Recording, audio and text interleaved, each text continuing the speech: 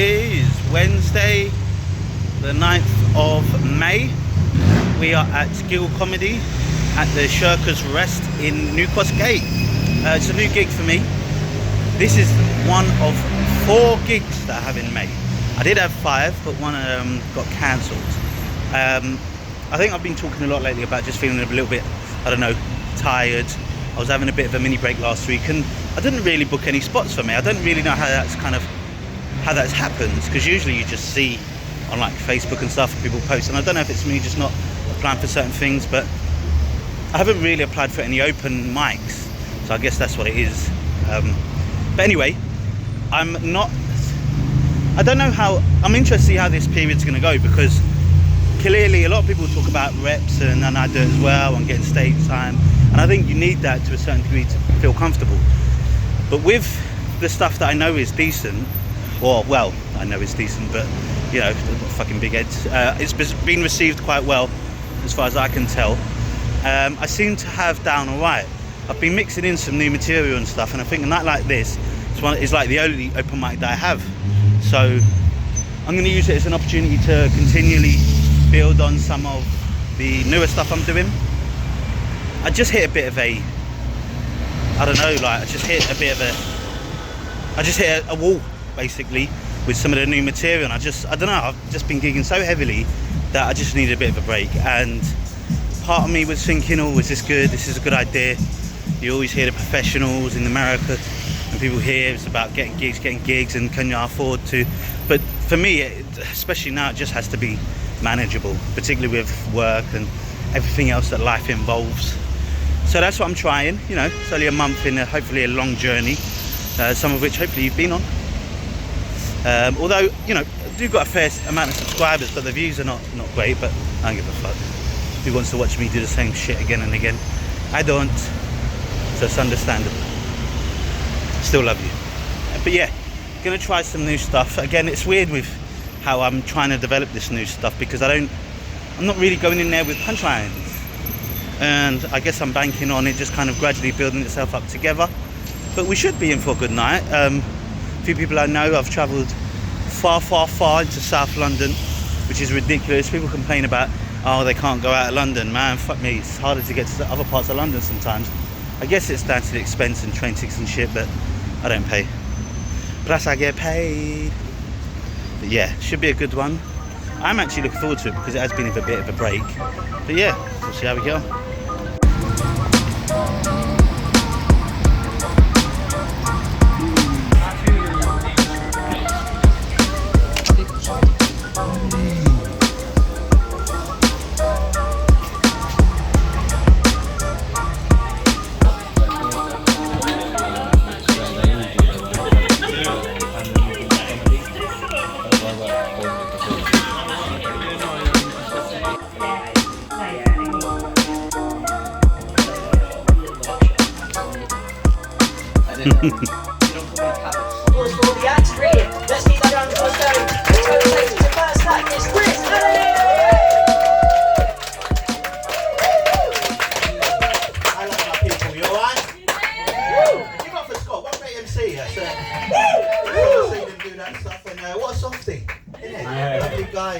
Which is good to know, because before we came on, when you guys weren't here, we each get 10 minutes, and he said, don't worry about what you do, but if you do everyone will come and like you. It's good to know that he's going to do fuck all about it, alright? This is my stage, I'm winning. No, he's a lovely guy. But no, it's such a great pub. He was pointing out all the things on the wall, and downstairs actually, I've seen this, has anyone been here before, like regularly? No? There's this little article downstairs they cut out, and it says, passionate pub pulling pints for as less as £3.80. Not this fucking pub. What do you want about it? Get the fuck out of here, boy. You're charging £95 for a picture of a bald white guy. Come on, man. Is it cultural appropriation if I draw a white guy? That was just a question. That wasn't really. No. Yeah. I mean, I wouldn't draw that, but yeah. So my name is Chris Ali. I grew up a fat kid. Now I'm a fat adult. Do you know what? Didn't see it coming. I don't know, is there any other fat kids here in the room? No, alright, you thin fucks. Just showing it off, innit, do you know what I mean? But no, because like, when you're a fat kid, right, when you grow up, people always tell you, oh, you'll grow out of it.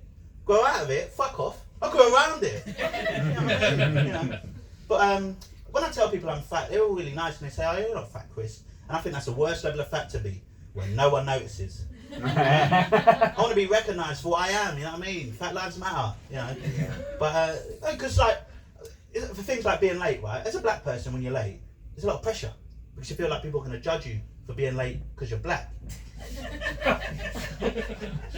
If you're late and you're fat, people understand. You know what I mean? Especially on a hot day like this, boy, you fat fucks. I recently got a new job though. Woo! Thank you, I've got 4 now. You know what I mean? Comedy does not pay. Or crime. But you know when you start a new job, right?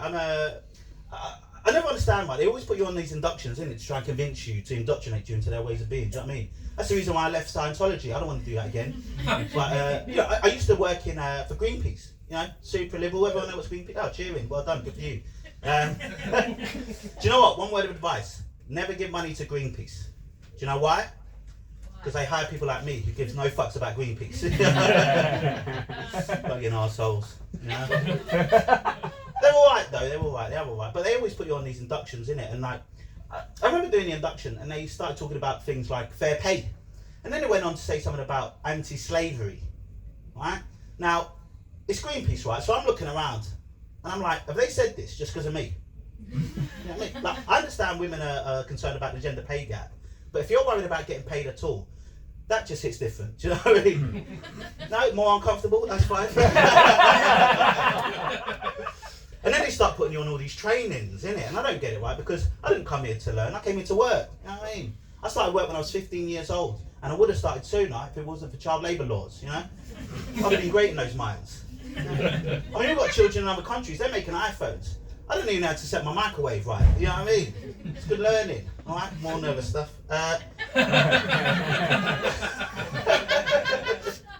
Yeah, but no, one of the trainings that was quite interesting actually was the unconscious bias training. Really interesting stuff, right? Because what I realised is that my unconscious bias is always getting in the way of my conscious bias. You know? I want to know the exact reasons why I don't fucking like you. Well, the anti-bullying training, really eye-opening stuff, you know, because where I come from, you know, I always thought bullying was like getting physical and shit, putting hands on people. Like Scott, no. They get scared as well. But I realised you can do psychological bullying too. You know, really eye-opening stuff. Now, I know how to fuck with people's heads. Nah. What other trainings did we do? We did the respect in the workplace training.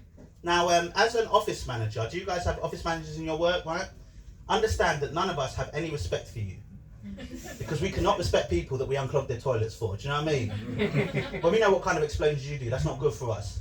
And I am looking at the women in the crowd too, don't act like it's just the men, alright? It's not the patriarchy just dropping bombs, you know. You guys have weapons of mass destruction too. No, not you, you're like, he's sitting there being like, yeah, it's true, I know what we're doing.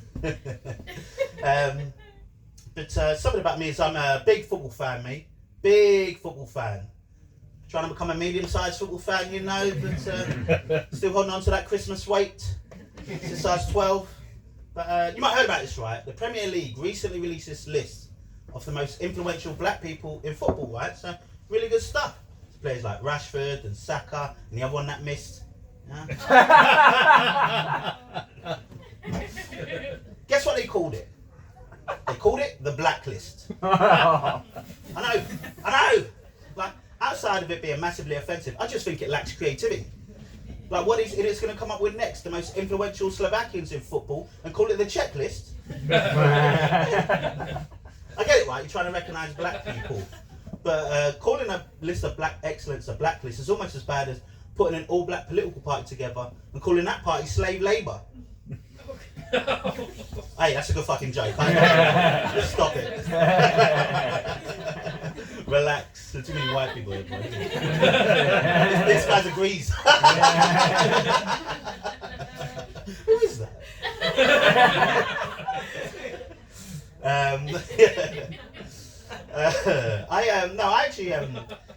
I actually started stand-up comedy just over 2 years ago. You know, which is really weird to think, because back then I actually had hope.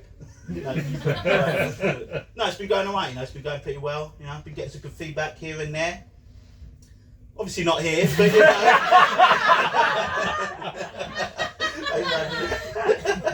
No, but like, people have been coming up to me after gigs and saying, Chris, I really like your comedy, but it's just a bit too black. I mean, like, what am I supposed to do? Joke like I'm a white person, you know? I don't like skiing. You know, what even is a quiche? You tell me, it's fucking eggy bread in my house. You know? Yes, yeah. Do you like quiche? Eggy bread. Eggy bread, I love eggy bread, yeah. Do you know what, right? I remember the first time someone came up to me after a gig and told me my comedy was too black. I almost spat the fried chicken out my mouth. You know what I mean? I was so mad I just wanted to shank them. No, actually, do you know what? The first time someone said that to me after a gig, I went home to tell my dad about it and I realised, oh, I haven't got one. Too black. Come on, I'll give it to you. You know what I mean? But do you know what? I feel like in the last few years, people have been trying to recognise black people in really weird ways, right? The term BAME, that got cancelled. The one I never understood was the term person of colour. How did that get through? Yeah? You know what I'm talking about, right? Yeah. Yeah, he's a brown guy, if you don't see him. Because any term that puts me and Lucy Liu in the same category, it's got to be a mistake, right? She's a 5'2" Asian woman that looks like she can fit in most people's pockets. And I'm a 5'10", 18 stone black guy. I can barely fit in most smart cars. You know? We're not the same people. You know? I was speaking to this vegan in Whole Foods who told me that me calling myself black is actually a self-identifying preference. And I'll be honest, I've got no clue what they then was talking about. You see, because all my life I thought I was born black. I didn't realise it was a preference. No? If it was a preference, I'd have one of those big black dicks, you know what I'm saying? Probably like The Rock and shit. You know? My shit looks like 3 new potatoes just huddled together.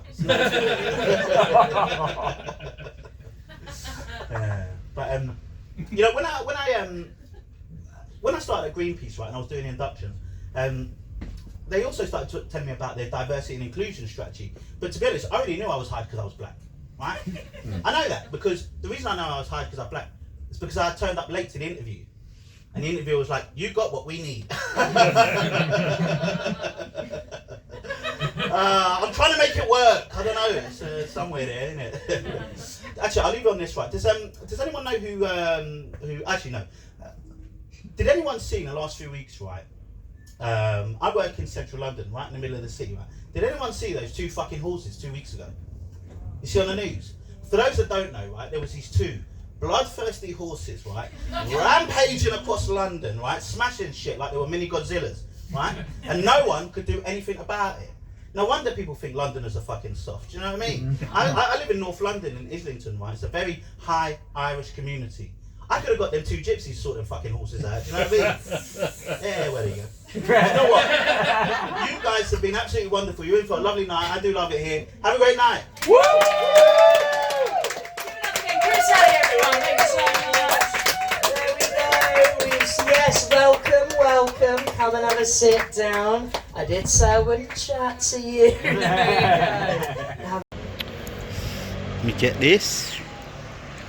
But you know, I didn't plan that. I know it seems like it. Been doing that whole fucking. Yeah, I smoke weed and what. Really enjoyed that. Just at home outside my flat. Yeah, I've kind of been out of sorts for a couple of weeks, you know, with this break and stuff, and I haven't done many open mics, and I think I've just realised how much I love them and miss them because of the lack of pressure, I guess, and being able to be a bit loose. You know, it was a bit all over the place. I tried a couple new things.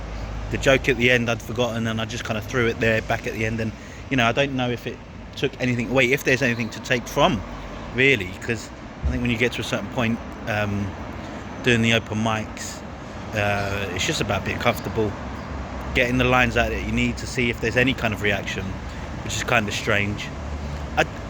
You know, it was weird.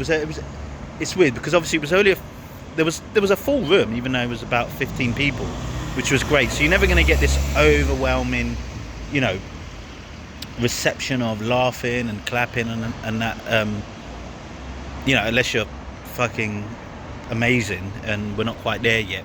But understanding kind of where the high points and low points are, and kind of how to piece things together, it's starting to find itself a little bit more. I think that little break just kind of gave me a bit more enthusiasm towards writing some stuff, even just trying some new jokes and just having a good laugh with it. You know, I did a good reasonable amount of stuff that's tried and tested, because I haven't got enough. I'm not gonna try 10 minutes of new material. I'm just not gonna do it. I don't think I'm there yet. I don't think I'm good enough, and I don't even know if it's reasonable. I don't know if I would enjoy it either. Although, you know, when usually you get big laughs for certain jokes, it can be a bit disheartening. When you're actually realistic about the situation, it shouldn't be, because if you can get any laughs in a room where, you know, it's not a big comedy venue, I think you're succeeding there. And if people just like watching you rather than even just laughing out loud, then you're pretty much all the way there. It's just trying to figure out the actual punchlines and jokes that you want to take out to proper venues.